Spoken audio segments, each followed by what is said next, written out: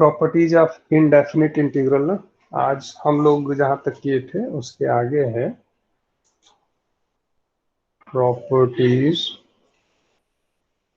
Of indefinite integrals. Last class में हमने बताया था कि जब आप इनडेफिनिट इंटीग्रल किसी चीज का करते हो ना, तो आपको क्या मिलता है, आपको एक फैमिली ऑफ कर्व्स मिलता है जिसमें आप प्रोपोर्शनैलिटी कांस्टेंट बदल बदल के उस फैमिली के अलग अलग मेंबर्स के बारे में जानते हो। अब आज हम इंडेफिनिट इंटीग्रल की प्रॉपर्टी पढ़ेंगे। बहुत 4 प्रॉपर्टी हैं, इनका कोई प्रूफ करने की जरूरत नहीं है, बस एक जनरल इंफॉर्मेशन दिया जा रहा है जो आपको मालूम ही होगा। पहला प्रॉपर्टी ये है, आप बस प्रॉपर्टी लिख लो, इसको प्रूव करना बुक में प्रूफ भी किया है बट करने की जरूरत नहीं है, ये एज ए टूल यूज होगा। d upon dx integral fx dx। वो तो नहीं आएगी डेरिवेशन से। नहीं, इसका प्रूफ नहीं आएगा। यानी ये एक इंटीग्रेटेड वैल्यू है, ये वाला पोर्शन, ये एक इंटीग्रेटेड वैल्यू है। किसका इंटीग्रेशन किया गया है? fx का। तो जब आप फिर ये एक तरह से कह सकते हो ये एंटी डेरिवेटिव है, और जब आप इसे डिफरेंशिएट करेंगे, अपोजिट प्रोसेस अप्लाई करेंगे, तो फिर हमें क्या मिल जाएगा? वो फंक्शन मिल जाएगा। क्या मिल जाएगा? fx मिल जाएगा। ठीक है, आप इसको ऐसे भी लिख सकते हो और इंटीग्रेशन, और ये जो यहाँ पे आप इंटीग्रेटेड वैल्यू को डिफरेंशिएट किए थे और अब आप डिफरेंशिएटेड वैल्यू को इंटीग्रेट कर रहे हो, यानी कि यहाँ या तो आप ऐसे लिख दो d upon dx fx dx, ये भी fx होगा। ये जो है इसको आप दूसरे तरीके से भी लिख सकते हैं, आप इसको इसी चीज को ऐसे भी लिख सकते हैं, integration d upon dx fx means f dash x। ये डेरिवेटिव है, जब आप इस पे रिवर्स प्रोसेस अप्लाई करोगे, इंटीग्रेशन अप्लाई करोगे, तो आपको फिर से वही फंक्शन मिल जाएगा। ठीक है, ये फर्स्ट प्रॉपर्टी है आपकी। इसके बाद सेकंड प्रॉपर्टी है। सेकंड प्रॉपर्टी तो मैं आप लोगों को बताया ही हूं, बस उसको बस एक स्टेटमेंट दे दिया है कि two indefinite integrals with same derivative, यानी कि दो इनडेफिनिट इंटीग्रेशन है अगर उनके डेरिवेटिव सेम हो। जैसे ये एफ एक्स डी एक्स है, integration f x D x, ठीक है, और एक है इंटीग्रेशन जी एक्स डी एक्स। ये दो इंटीग्रेटेड वैल्यूज है, ठीक है। अगर इनका डेरिवेटिव यानी d अपॉन डी एक्स, इसका भी d अपॉन डी एक्स और इसका भी d upon D x same result दे, यानी दो इंटीग्रेटेड वैल्यू है, कुछ भी है इंटीग्रेशन से, अगर उनका डेरिवेटिव सेम आए तो ये सेम फैमिली ऑफ कर्व्स को रिप्रेजेंट करते हैं। देन इसको मैं समझा दे रहा हूं आपको, पहले लिख लो। Then integration f x D x and integration gx dx will represent same family of curves।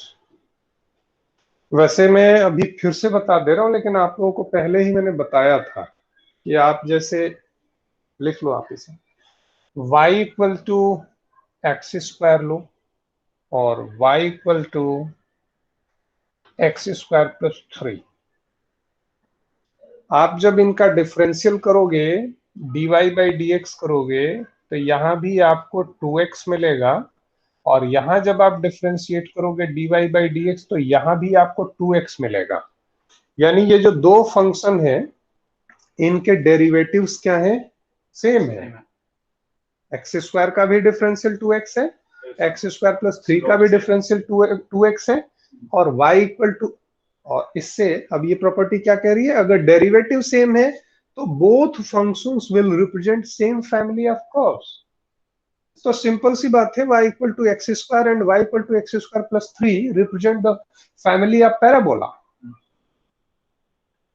ठीक है, even y equal to x square plus 3 की जगह आप y equal to x square plus 9 भी लिख दो, इसका भी dy अपॉन dx 2x ही आएगा। ये जो जीरो है यहाँ पे c, यहाँ पे ये लिखना गलत नहीं होगा, क्योंकि a अपॉन dx तो मतलब वो fx हो जाएगा, ये gx हो जाएगा, तो इज इक्वल टू में होके वो फंक्शन तो सेम ही है। हाँ, वही बात कहा जा रहा है, लेकिन फंक्शन सेम है। आपको मैं ये बता रहा हूँ कि ये हो सकता है फंक्शन में कुछ कांस्टेंट जुड़ा हो, अब भी डेरिवेटिव सेम ही आएगा। माने एग्जैक्टली फंक्शन सेम ना हो, इनमें कांस्टेंट भी जुड़ा हो, लेकिन डिफरेंशिएट करने पे वैल्यू सेम आ रही है, तो ये जो फंक्शंस हैं they will represent the same family of curves. यही ये प्रॉपर्टी है सेकंड। ठीक है, अब इसके बाद है थर्ड प्रॉपर्टी, इसको हटाते हैं। देखिए, इसका इंपॉर्टेंस जो मैं अभी बता रहा हूं, कॉमर्स वाले बच्चों के लिए बहुत ज्यादा नहीं है, लेकिन जिसको इंजीनियरिंग करना है उसको तो हर चीज के बारे में जानना पड़ेगा ना। कल से सीए फाउंडेशन का मैथमेटिक्स की क्लास है, तो उसमें मैं देख रहा था, मुझे बोला किसी ने पढ़ाने को, तो मैं देख रहा था कि उसमें सब यही सब है, बस यही है कि थोड़ा सा लोअर स्टैंडर्ड का है, मैथमेटिक्स बहुत ज्यादा डिफिकल्ट नहीं है। चलिए, इसके बाद है थर्ड प्रॉपर्टी है, ये है integration fx plus gx dx equal to integration fx dx plus integration gx dx। कहने का मतलब दो फंक्शन को ऐड कर लो और फिर इंटीग्रेट करो, या उनको इंडिविजुअली इंटीग्रेट करके ऐड करो, एक ही। ठीक है, दोनों की वैल्यू सेम ही आएगी। और इसके बाद लास्ट प्रॉपर्टी, इसके बाद हम क्वेश्चन करेंगे। Fourth property, K F x D X equal to, constant को आप बाहर निकाल लीजिए, फिर इंटीग्रेट करिए, के एफ एक्स डी एक्स। यानी कि कांस्टेंट से मल्टीप्लाइड वे में अगर आप फंक्शन को इंटीग्रेट करो, या कांस्टेंट को बाहर निकाल लो और फिर इंटीग्रेट करो, दोनों एक ही चीज है। ठीक है। तो पहली एक्सरसाइज के लिए जो कॉन्सेप्ट की जरूरत थी वो हम लोगों ने कर लिया, अब एग्जाम्पल किया जाए। आया समझ में नितिन, विदुषी, अक्षित? Yes sir. चल,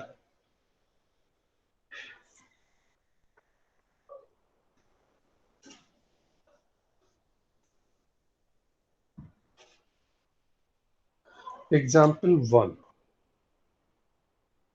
देखिए। पहले हम integration by method of inspection, integration करेंगे बाय मेथड ऑफ इंस्पेक्शन।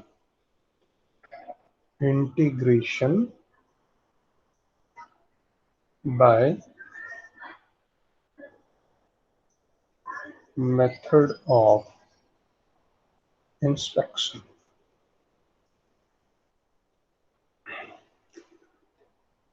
इसमें फर्स्ट क्वेश्चन का फर्स्ट पार्ट है, आपको cos 2x का इंटीग्रेशन करना है, cos 2x dx। cos 2x dx, इसको इंटीग्रेट करना है। तो बाय मेथड ऑफ इंस्पेक्शन में हम क्या करते हैं, हम ये सोचते हैं, देखिए ये इसका आपको इंटीग्रेटेड वैल्यू निकालना है, तो हम ये सोचते हैं कि ये किस चीज का डिफरेंशियल होगा। हम क्या सोचते हैं, ये किस चीज का डिफरेंशियल होगा। तो कौन बताएगा cos 2x किस चीज का डिफरेंशियल होगा? sin 2x। बिल्कुल, हमारे दिमाग में पहले यही आएगा, sin 2x का डेरिवेटिव होगा। तो हम लिखेंगे, ऐसे लिखेंगे, since d upon dx sin 2x equal to, sin 2x का डिफरेंशियल cos 2x और 2x का भी डिफरेंशियल होगा ना, वो हो जाएगा 2। ठीक है। अब आप क्या करिए, हमें cos 2x अकेले चाहिए यहाँ, क्योंकि हमें सिंगल cos 2x का इंटीग्रेशन करना है। तो हाँ, ये 2 को इधर ला दीजिए, 2 इधर आएगा तो ये हो जाएगा d by D X sine 2x by 2 equal to cos 2x। ठीक है, होगा ना। इसका मतलब ये हुआ साइन 2x बाई 2 का cos 2x क्या है, डेरिवेटिव है, डेरिवेटिव है। अब जब cos 2x sin 2x by 2 का डेरिवेटिव है, इसका मतलब sin 2x बाई 2 क्या हो जाएगा, anti derivative, anti derivative. So we can write cos 2x dx equal to sin 2x by 2, sin 2x by 2। और मेथड ऑफ इंस्पेक्शन में आपको कांस्टेंट लगाने की जरूरत नहीं। ठीक है, आगे बात समझ में। इसके बाद है, ये तो पहला क्वेश्चन था, अब पहले का दूसरा पार्ट। दूसरा पार्ट है integration 3x square plus 4x cube dx। इसको भी मेथड ऑफ इंस्पेक्शन से, वैसे एग्जाम में मेथड ऑफ इंस्पेक्शन से आता नहीं है, बस एज ए प्रैक्टिस हम लोग कर रहे हैं, बट जानना जरूरी है। इससे आपका कॉन्सेप्ट बिल्कुल डेरिवेटिव और एंटी डेरिवेटिव का क्लियर हो जाता है। तो इसका आपको इंटीग्रेशन करना है, तो आप सोचोगे एक एक टर्म को, जैसे 3x स्क्वायर किसका डिफरेंशियल होगा, एक्स क्यूब, एक्स क्यूब। हाँ आप ठीक बोल रहे हो, बिल्कुल ठीक है। आप बताओ। अरे 3x स्क्वायर किसका डेरिवेटिव है, ये इतना एक्स क्यूब, क्या सोच रहे, 3x स्क्वायर जो है एक्स क्यूब का डेरिवेटिव होगा, हम बता रहे हैं। और 4x क्यूब किसका डेरिवेटिव होगा, एक्स पावर, बिल्कुल ठीक है। तो आप यहां लिखोगे since d by D X cube plus x का power 4 equal to 3x square plus 4x cube.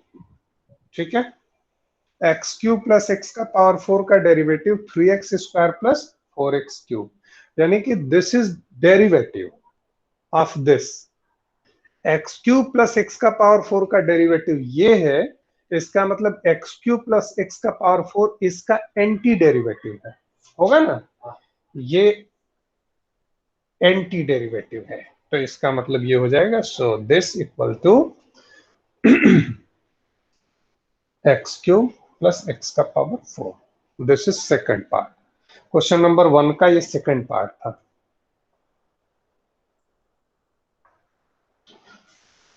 ठीक है, अब क्वेश्चन नंबर 1 का थर्ड पार्ट है। थर्ड पार्ट है इंटीग्रेशन 1 अपॉन एक्स dx। बहुत सिंपल है, ये तो आप लोग खुद, ये तो फार्मूला में ही बताया था। 1 बाई एक्स किसका डेरिवेटिव होता है, log X, sir log X, बिल्कुल ठीक है। d upon D X log X equal to 1 by x.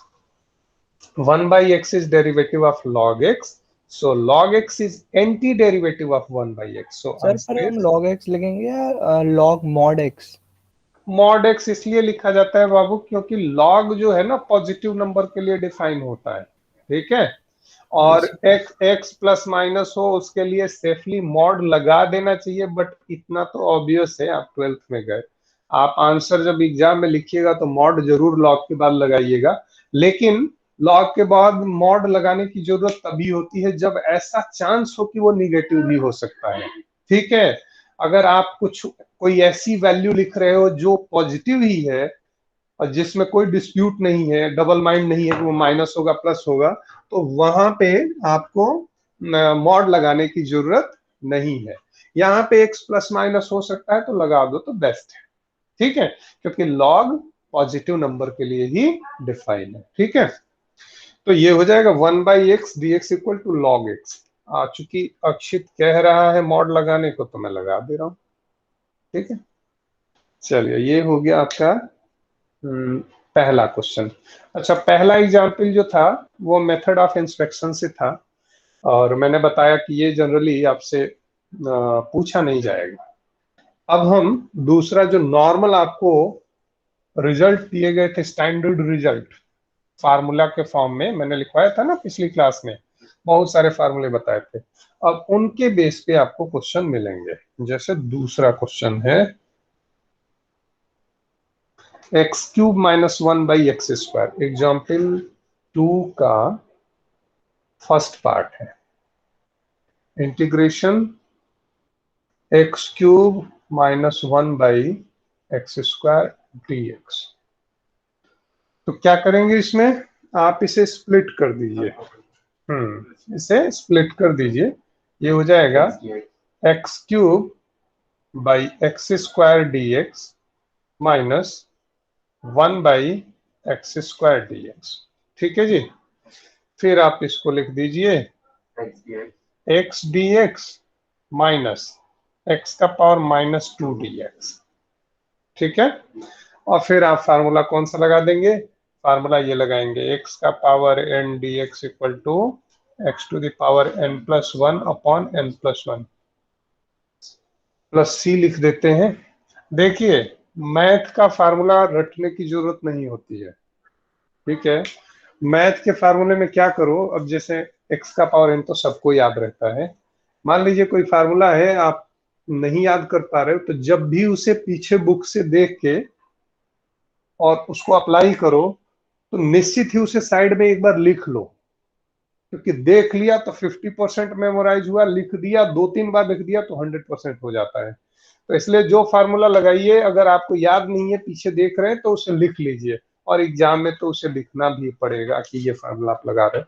अब आप यहाँ पे हो जाएगा x का पावर 1 dx, ये फार्मूला लगाएंगे तो ये हो जाएगा x² माइनस x का पावर -2 + 1, ये तो हो जाएगा -1 अपन -1, यहाँ हो जाएगा +c, और अच्छे से अगर इसको लिख दिया जाए तो ये हो जाएगा x² minus minus plus 1/x plus c। ये आपका आंसर हो गया। Yes sir. ठीक है, तो ये दूसरे का फर्स्ट पार्ट था। दूसरे का सेकंड पार्ट, एग्जाम्पल 2 का सेकंड पार्ट, ये समझ में आया? ठीक है सबको? नितिन समझ में आ रहा है? Yes sir. Vidushi? Yes, sir. किसका? x dx का x²/2 हाँ n+1। नहीं नहीं, x ये अगर केवल dx आप लिखोगे तब ना x होता है, या dt लिखोगे तो t होगा। ठीक है, अच्छा अब सेकंड पार्ट है x का पावर 2/3 + 1, x का पावर 2/3 + 1 dx। ठीक है, तो ये तो इजी है, हो जाएगा। स्प्लिट कर देंगे फिर। हाँ, x का power 2/3 dx plus dx 1 dx यानी dx, x का पावर 2/3 का इंटीग्रेशन करोगे तो 3 + 1, ये 5/3 अपॉन 5/3 और प्लस dx माने x हो जाएगा प्लस c, या ये आप इसे और सिस्टमेटिक लिख दो, ये हो जाएगा 3/5 x का power 5/3 plus x plus c, ये आपका फाइनल आंसर हो जाएगा। ठीक है सर इनमें 2 सी भी आना चाहिए? नहीं नहीं नहीं, दोनों आप मान लो 2 इंटीग्रेशन किया, या आपका एक्सप्रेशन जो है 5 टर्म का है, तो आप 5 कांस्टेंट लगाए सी, तो वो सब मिलके भी तो एक ही कांस्टेंट में कन्वर्ट हो जाएंगे ना। अब इसके बाद है थर्ड पार्ट। एग्जाम्पल 2 का थर्ड पार्ट क्या है, ये है थर्ड पार्ट। देखिए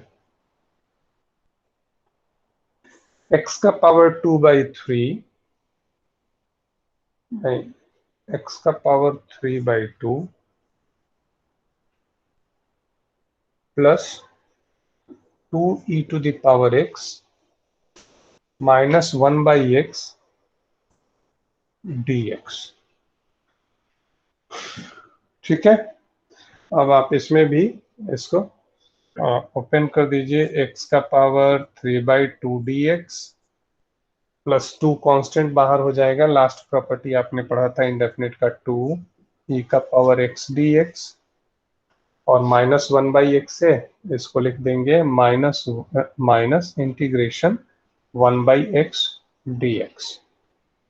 अब आप इसे इंटीग्रेट करेंगे x का पावर 2/3 का, तो क्या हो जाएगा? x का पावर 5/2, हाँ ऐड कर रहे हैं, 5/2 प्लस 2 e का पावर x का इंटीग्रेशन e का पावर x ही होगा। अब -1/x का इंटीग्रेशन नितिन कितना होगा? So 1/x का सर log x था ना? Yes sir, log x. Yes sir. 1/x का log x होगा। और चूंकि अक्षित कह रहा है कि मॉड लगा दीजिए, तो मॉड लगा देते हैं। तो ये हो जाएगा 2/5 x का पावर 5/2 प्लस 2 e का power x minus log mod x plus c। ये आंसर हो जाएगा। ठीक है,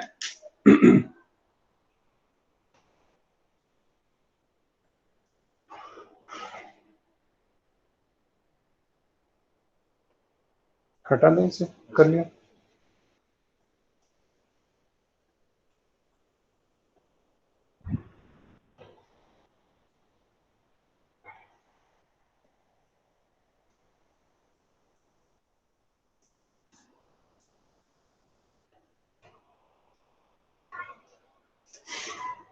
बहुत अभी आसान से क्वेश्चन है। एग्जाम्पल थर्ड जो है इसमें है, थर्ड का फर्स्ट पार्ट है sin x plus cos x, इसका इंटीग्रेशन तो कितना हो जाएगा? ये लिख देंगे sin x dx और ये है cos x dx। sin x का इंटीग्रेशन कितना होगा? Minus cos x. वेदुसी sin x का इंटीग्रेशन कितना होता है? Sir minus cos x. ठीक है, माइनस cos x। तो sin x का हो जाएगा माइनस cos x का हो जाएगा sin x प्लस c। इसके बाद है सेकंड पार्ट। सेकंड पार्ट है आपका cosec x और cosec x plus cot x। cosec x plus cot x dx। इसको ओपन कर लिया जाए। जब इसे ओपन करेंगे तो ये हो जाएगा cosec x into cosec x, ये हो जाएगा cosec स्क्वायर x dx और plus cosec x cot x dx। ठीक है, माइनस cosec स्क्वायर x होता तो cot x होता है, लेकिन चूंकि cosec स्क्वायर x है तो इसका इंटीग्रेशन कितना हो जाएगा? cosec स्क्वायर x का इंटीग्रेशन हो जाएगा, कितना होगा? Minus cot x. Minus cot x। cosec square x का इंटीग्रेशन माइनस cot x और cosec x cot x का integration minus cosec x plus c। ठीक है, ये तीसरे का सेकंड पार्ट था और तीसरे का थर्ड पार्ट।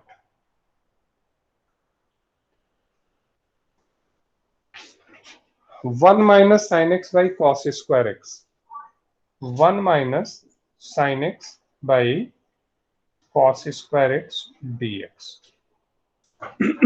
इसको आप फर्दर इसे स्प्लिट कर दीजिए। आप अगर इसे स्प्लिट करेंगे तो ये हो जाएगा, हाँ 1 cos square x dx minus sin x by cos square x dx। देखिए 1/cos स्क्वायर एक्स ये बन जाएगा। सर log हुआ नहीं बाबू, log इसमें नहीं लगेगा, वो log x 1/x के लिए होता है।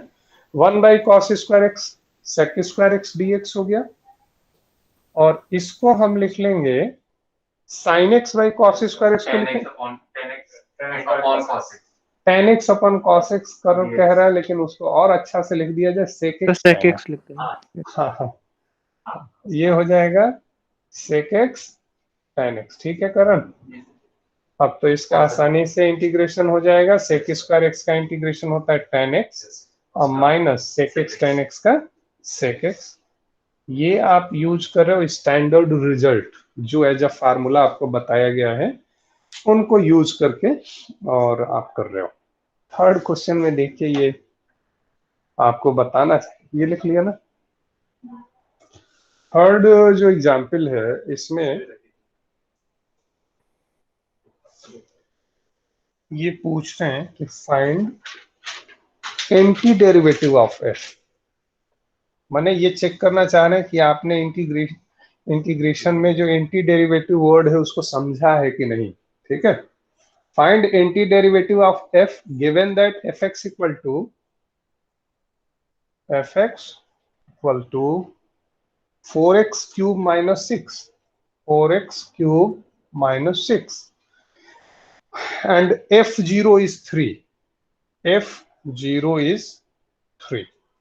देखिए इसका ये इंटीग्रेटेड फॉर्म है, माने छोटा f इंटीग्रेट होके बड़ा f बन जाएगा। ठीक है, और ये जो बड़ा f है वो 0 पे 3 दे रहा है, यानी जब x 0 है तो fx 3 है।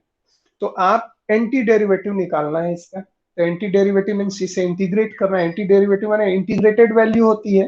तो किया जाए, इसको इंटीग्रेट कर देते हैं। इसे इंटीग्रेट करेंगे तो ये fx dx और ये हो जाएगा 4 को तो बाहर कर दें, कांस्टेंट है, x क्यूब dx माइनस 6 को इंटीग्रेट करेंगे तो 6 dx ऐसे हो जाएगा। और चूंकि ये बता चुके हैं कि f इंटीग्रेट होके कैपिटल F बनने वाला है, तो आप स्मॉल एफ एक्स को इंटीग्रेट करके क्या लिखिए, capital F X equal to 4। अच्छा, इसका इंटीग्रेशन हो जाएगा x का पावर 4 बाई, बिल्कुल ठीक है, 4 कट जाएगा, बिल्कुल कट जाएगा, बट लिखते हैं माइनस 6x dx है जो आप पूछ रहे थे, dx का हो गया x और यहाँ पे कांस्टेंट ऐड हो गया। ठीक है, तो आपको fx क्या मिला, आप फिर c की वैल्यू निकालेंगे। बिल्कुल, हाँ, तो कंप्लीट फंक्शन मिलेगा। 4 कैंसिल हो गया, ये हो जाएगा x का power 4 minus 6x plus c। देखिए अब अगर आप इस फंक्शन के बारे में, एक्चुअली c जब तक लगा है तब तक ये एक फैमिली ऑफ कर्व को बता रहा है, बट ये जो f0 इक्वल टू 3 दिया है ना, हाँ, वो उस फैमिली के एक स्पेशल मेंबर को निकालने के लिए कह रहा है, यानी पूरी फैमिली का नहीं चाहिए। सर, जीरो होगा वो x एक्सिस पे होगा। हाँ, 0x को बताएगा। अब इस फैमिली के पर्टिकुलर मेंबर को निकालने के लिए आपको क्या करना पड़ेगा, जो कोफिशिएंट ऑफ इंटीग्रेशन है, जो कांस्टेंट ऑफ इंटीग्रेशन है, उसकी वैल्यू निकालना पड़ेगा। कैसे निकालेंगे, f0 यहाँ पे रखिए, f0 इक्वल टू 0 का power 4 minus 6 into 0 plus c, क्या हो जाएगा 0 माइनस 0 प्लस c, और ये f0 की वैल्यू 3, यानी c इक्वल टू 3। ये हम इस फंक्शन में रख देंगे तो fx इक्वल टू हो जाएगा x का power 4 minus 6x plus 3। This is, हमने तो उसमें भी किया था, मतलब 11th में भी किया था। हाँ हाँ, फिजिक्स में, हाँ, डेफिनेट इंटीग्रल में। ठीक है,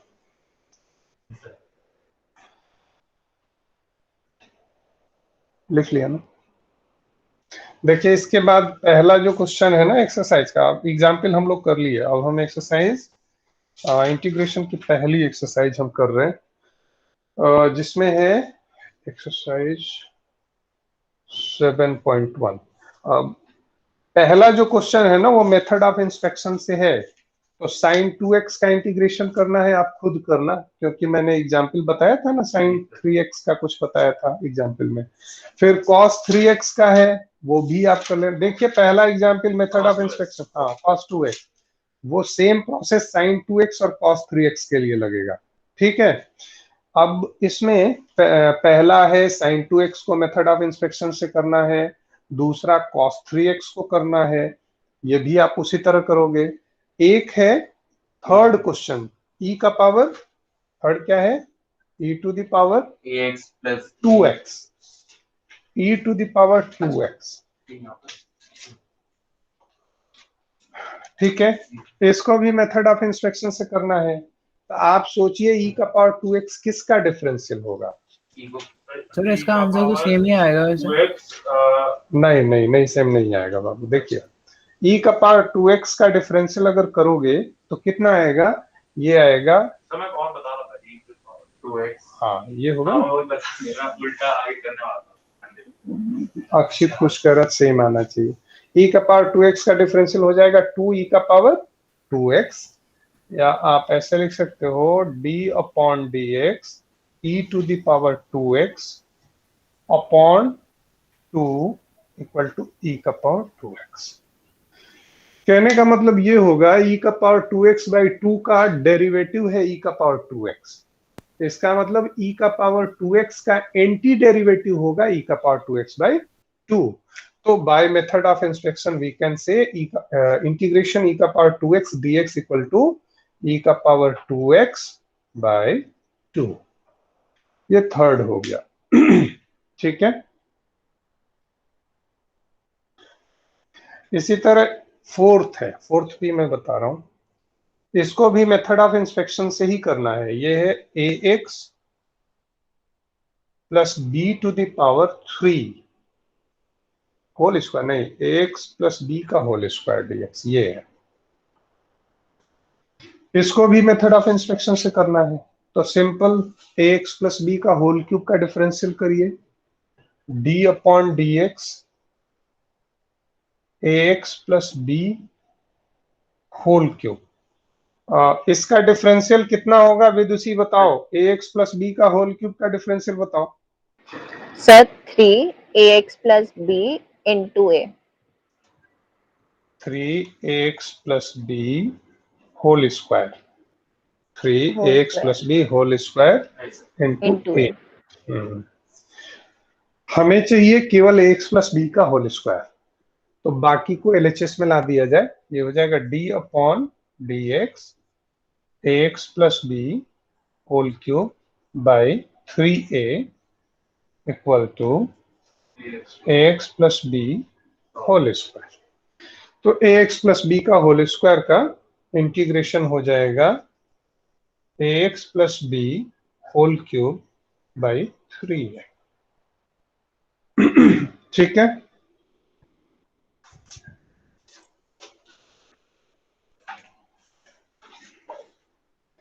देखिए अभी जो ये क्वेश्चन मिल रहे हैं या तो ये सिंगल टर्म में है या दो टर्म मिले हैं तो वो एक जैसे हैं, माने एक बार उन्हें एक फंक्शन को डिफरेंशिएट करिए और वो मिल जा रहा है। अभी जो आपका पांचवा क्वेश्चन है, फिफ्थ, ये भी मेथड ऑफ इंस्पेक्शन से ही करना है, बट इसमें क्या है कि ये दो डिफरेंट नेचर के फंक्शन आपस में कंबाइन है। जैसे एक है sin 2x माइनस, दूसरा है, एक है sin 2x, दूसरा है -4e का पावर 3x, -4e का पावर 3x dx। जब आप इसे मेथड ऑफ इंस्पेक्शन से इंटीग्रेट करोगे तो पहले तो इसे स्प्लिट कर दो और इन्हें अलग अलग लेना पड़ेगा। ठीक है, जैसे आप पहले तो इसे स्प्लिट कर दो, ये लिख दो sin 2x dx माइनस इसे लिख दो 4e to the power 3x dx। हाँ, आप इंडिपेंडेंटली इनको अलग अलग निकालो। जैसे sin 2x है तो sin 2x के लिए लिखोगे d upon dx cos 2x, इसका डिफरेंशियल होगा -2 sin 2x। क्या होगा? -2 sin 2x। 2 को इधर ला दीजिए तो ये हो जाएगा d upon dx cos 2x by -2 equal to sin 2x। ठीक है, d upon dx cos 2x equal to -2 sin 2x, -2 LHS में ला दिए तो cos 2x by -2 equal to sin 2x। अब e का पावर 3x को देखिए, लिखेंगे d upon dx e to the power 3x equal to 3e to the power 3x, या 3 को आप नीचे ला दो, d upon dx e to the power 3x by 3 equal to e to the power 3x। ठीक है, यानी कि आपने sin 2x का भी एंटी डेरिवेटिव खोज लिया और e to the power 3x का भी एंटी डेरिवेटिव खोज लिया बाय यूजिंग डिफरेंशियल। अब आप यहां पे लिख दीजिए, इसका आंसर क्या हो जाएगा, sin 2x। sin 2x का डेरिवेटिव है minus cos 2x by 2, minus cos 2x by 2, और उसके बाद क्या है, -4 है ना, -4 e to the power 3x का एंटी डेरिवेटिव है e का पावर 3x बाई 3, तो e का पावर 3x बाई 3। ठीक है, sin 2x इसका anti derivative minus cos 2x by 2, e का पावर 3x इसका एंटी डेरिवेटिव e का पावर 3x, बस ये वैल्यू रख दिए, आपका इंटीग्रेशन हो गया। तो मेथड ऑफ इंस्पेक्शन से 5 ही क्वेश्चन करने थे, और भी है 5 करने थे ना मेथड ऑफ इंस्पेक्शन से। अब इसके बाद जो है, इसकी 5वीं के बाद जो क्वेश्चन है ना, उसमें नॉर्मल आप जो रिजल्ट लिखे हो एज ए फार्मूला, उनको यूज करके आपको इंटीग्रेशन करना है। ठीक।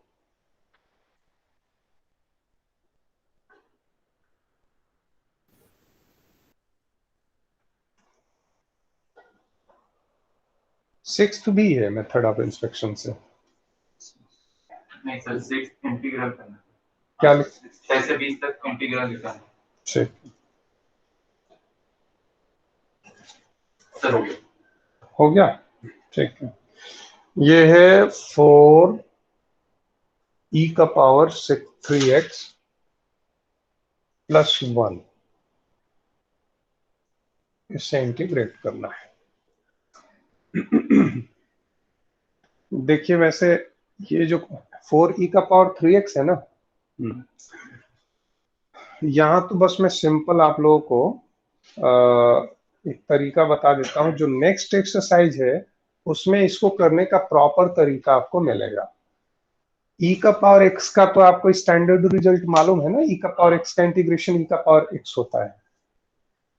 बट जब 3x है तो डिफरेंशियल में क्या करते थे, अब देखिए, पहली बात की इसे ऐसे लिख दीजिए, 4 e to the power 3x dx plus 1 dx, ऐसे लिख दिया।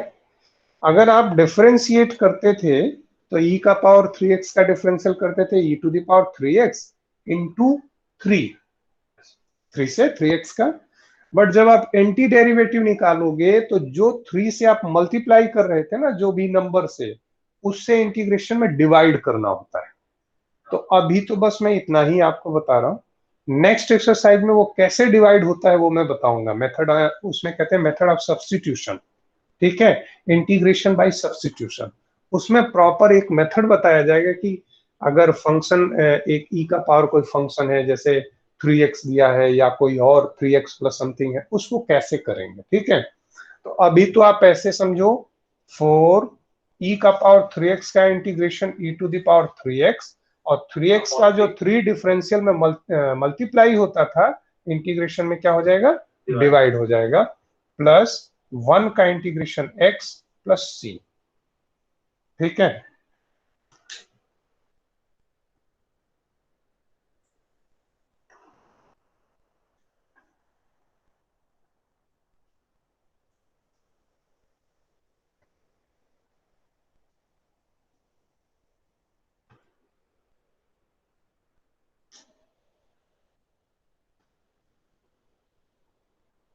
इंटीग्रेशन एक्स स्क्वायर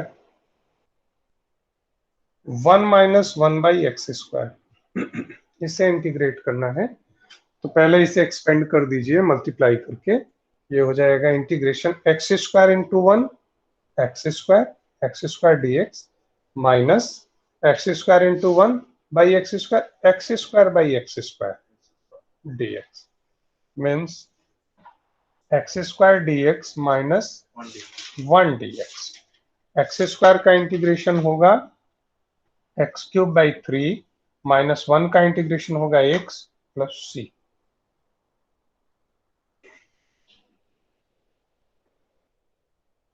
एर्थ आप लोग खुद कर लोगे, एक बार देखो तो एर्थ question ax square plus b x plus सी,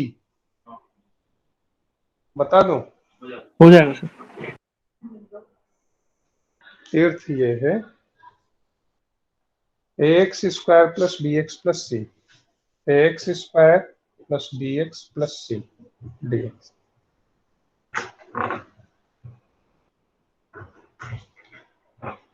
हो जाएगा ये yes sir. Manvi? Yes sir. बता देता हूँ, ट्राई करोगे तो टाइम वेस्ट होगा। इसको ऐसे कर लीजिए, a x square D x plus b x D x plus c 1 d x, यानी ए एक्स स्क्वायर का differential x cube by 3 plus b x का differential x square by 2 plus c 1 का differential x plus c dash coefficient of integration, constant of integration, ठीक है, C dash. ये हो गया earth. Ninth है, ninth आप खुद करिएगा, 10th में बता रहा हूं।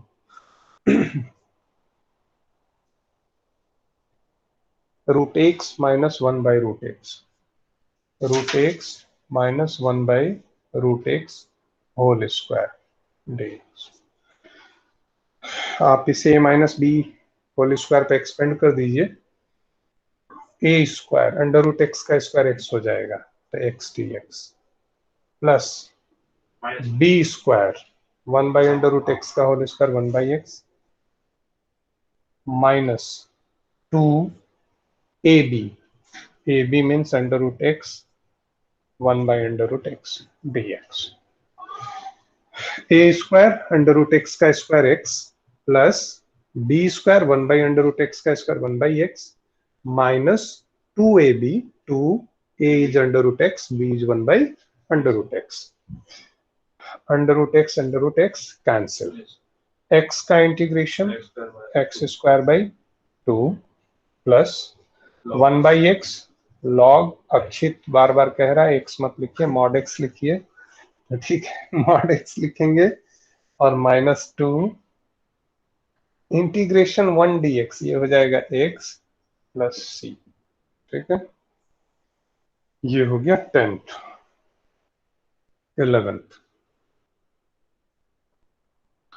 11th है x cube plus 5x square minus 4 plus 5x square minus 4 upon x square D x, x square D x, ठीक है।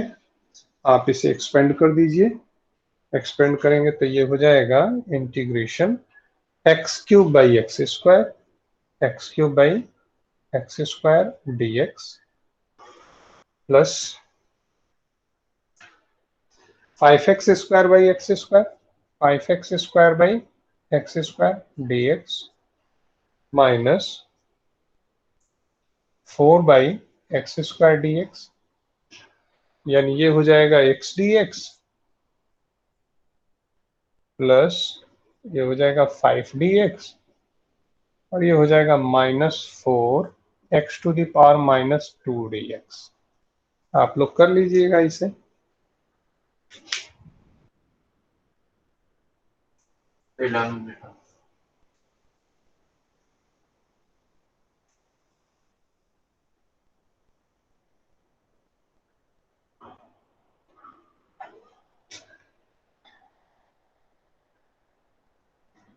Twelfth X cube plus 3x plus 4, 3x plus 4 upon under root x D X, under root x D X. ये जो question है ना अभी जो आपने 11th किया, ये सेम क्वेश्चन ये भी है, बस आपको क्या करना है इसमें, एक्स क्यूब अपॉन एक्स का power 1/2 dx plus 3 x upon x का पावर 1/2 dx प्लस 4 और 1/x का पावर 1/2 ऊपर जाके ये x का पावर -1/2 हो जाएगा। तो आगे कर लोगे आप लोग कि इसे बताएं? बस पावर माइनस करके लिख देना है, फिर इंटीग्रेट कर देना है। ये तो बहुत इजी है। ठीक है। अच्छा, वन बाई जो ये x का पावर 1/2 आया है ना, यानी 1 बाई जो √x है, इसको एक तरह से आप लोग याद कर लीजिए, बहुत बार यूज होता है ये।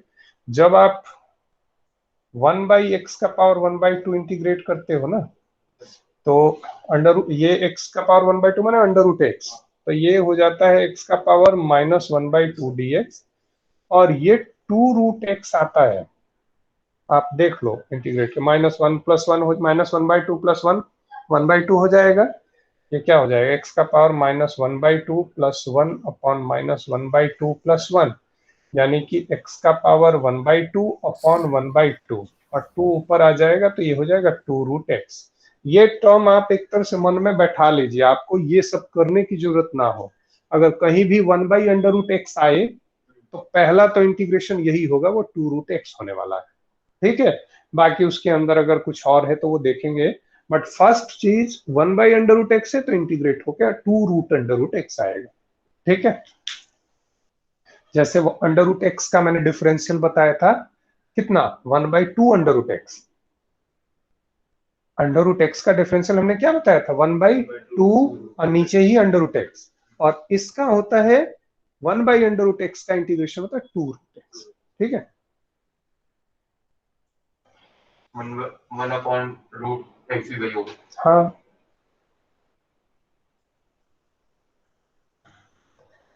ये हो गया 12। इसके बाद है 13th। 13th है x³ - x² x³ - x²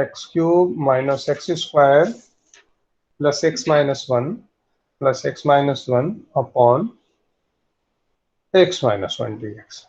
तो फिर आपको इसके लिए 9th में जो फैक्टराइजेशन पढ़े हो उसको यूज करना पड़ेगा। यहाँ पे x² कॉमन कर लो इन दोनों में, तो क्या आ जाएगा, x - 1 प्लस इन दोनों में 1 कॉमन कर लो, x - 1 divided by x - 1 dx, या ये हो जाएगा x² + 1 x² + 1 x - 1 upon x - 1 dx। x - 1 cancel, x² dx plus 1 dx, इसका इंटीग्रेशन तो आपको आ ही जाएगा। फिर है 14।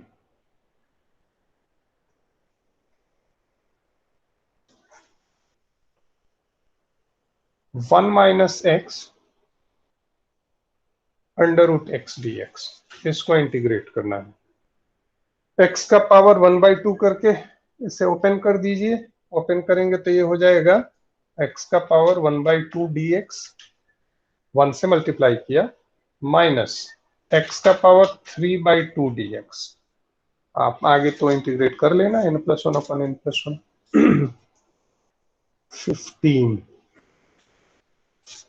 15 में बिल्कुल सेम क्वेश्चन है, इंटीग्रेशन √x ब्रैकेट में है 3x² + 2x + 3dx + 3dx। √x से बस मल्टीप्लाई कर देना है x की पावर 1/2 से, फिर सॉल्व हो जाएगा, इंटीग्रेट हो जाएगा। एक ही फार्मूला बार बार यूज हो रहा है। x का पावर 1/2 तो 3, x का पावर 5/2 dx, ठीक है, प्लस 2 x का पावर 3/2 dx प्लस 3 x का पावर 1/2 dx। इसके आगे आप इंटीग्रेट कर लो, ठीक है, क्योंकि इसके आगे तो बस फार्मूला लगाना है।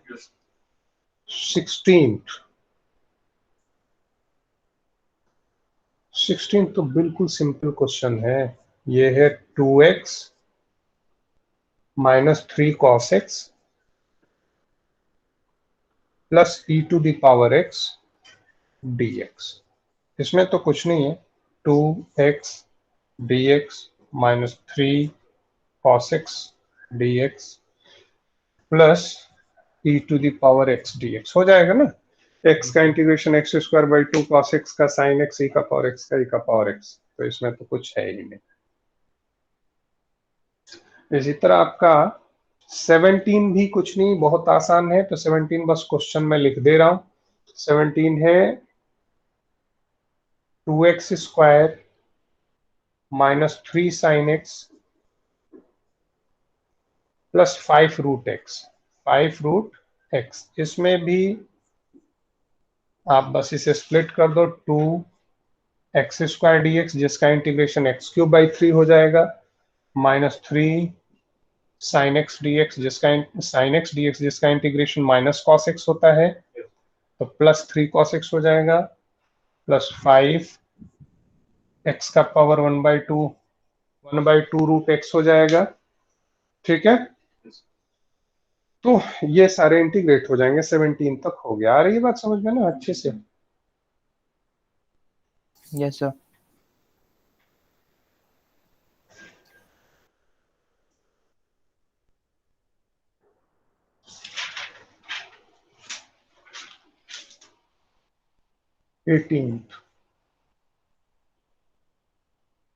sec x plus tan x,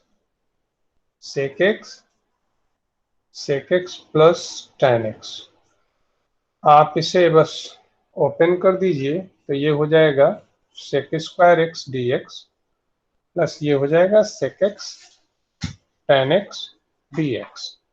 sec square x का इंटीग्रेशन कितना होगा देव? tan x, और sec x tan x का sec x प्लस c, ये 18th हो गया। 19th sec square x upon cosec square x, sec square x upon cosec square x dx। इसको क्या करो, sec स्क्वायर x को नीचे ले जाओ तो cos स्क्वायर बन जाएगा, और कोसेक स्क्वायर को ऊपर ले जाओ तो sin स्क्वायर बन जाएगा। यानी आप इसे लिख दोगे sin square x upon cos square x dx, यानी ये tan स्क्वायर x, और tan स्क्वायर x किसी चीज का इंटीग्रेशन नहीं है। तो पहले तो आप इसे ऐसे फॉर्मेट में लिखो जिससे हम इसका इंटीग्रेशन निकाल लें। sec स्क्वायर x को आप लिख सकते हो, tan स्क्वायर x को लिख सकते हो sec square x minus 1 dx। ये हो जाएगा integration sec square x dx जिसका इंटीग्रेशन tan x होता है, और माइनस 1 dx जिसका इंटीग्रेशन x होता है। ये भी हो गया 19। तो सर ये हम यहाँ से कर देते हैं sin square x upon cos square x integration? नहीं, अभी नहीं कर सकते हैं, इसको इस फॉर्मेट में लिखना पड़ेगा। Sine square cos square division rule इसका कुछ नहीं होता है, प्रोडक्ट रूल तो इंटीग्रेशन में है, डिवीजन रूल नहीं है। इसके बाद है 20, और अगर रहता भी तब भी साइन स्क्वायर एक्स का डायरेक्ट इंटीग्रेशन नहीं होगा। साइन स्क्वायर एक्स को डिफरेंशिएट तो डायरेक्ट कर सकते हो, बट साइन स्क्वायर एक्स को इंटीग्रेट करने के लिए आपको सिंगल पावर में कन्वर्ट करना पड़ेगा। इस पे पूरी एक एक्सरसाइज है, हम बताएंगे। ऐसा करते हैं कि अब 20 नेक्स्ट क्लास में करेंगे। कितने क्वेश्चन बचे हैं देखिए तो? 21 और 22 तो एमसीक्यू। अच्छा, तो ठीक है, अब करेंगे क्योंकि टाइम हो गया, 9th क्लास के बच्चों का टाइम हो गया है। तो आप लोग ऐसा करो ना कि बाकी 2 प्रयास करना, नहीं आएगा तो हम बताएंगे, ठीक है? Yes sir. चलिए बाबू, ठीक है, थैंक यू। आज के लिए इतना ही। Thank you sir. Thank you.